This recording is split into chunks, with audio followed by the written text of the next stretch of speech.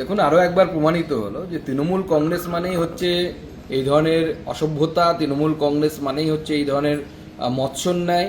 এবং সেটাই হচ্ছে যে আমরা দেখলাম যে মেসির মতো একজন আন্তর্জাতিক খ্যাতিসম্পন্ন একজন প্লেয়ার পশ্চিমবঙ্গে আসছেন। এটা তো পশ্চিমবঙ্গের জন্য অত্যন্ত গর্বের বিষয় ছিল, হওয়ার কথা ছিল।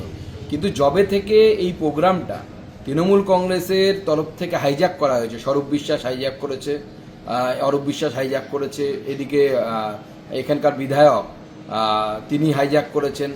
তো পুরো প্রোগ্রামটা, এবং যারা ঢিল ছুঁড়েছে তারাও, বোতল ছুঁড়েছে তারাও তৃণমূল, সব অরূপ বিশ্বাসের লোক আমার কাছে যা খবর আছে। এবং শুধু তাই নয়, টিকিট বিক্রি হয়েছে 5,000 8,000 টাকা করে, এবং সেই টিকিটের কালোবাজারি হয়েছে।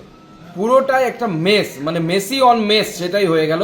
এবং সেটা করলেন হচ্ছে তৃণমূল কংগ্রেসের অসভ্য, অভদ্র, বর্বর যারা নেতানেত্রী এবং তার সাথে যারা আছে তারা।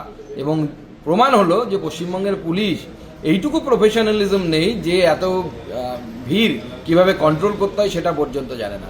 তৃণমূল কংগ্রেস দল এবং তৃণমূল সরকার এই দুজনে মিলে মেসিকে মেস করে ছাড়লো।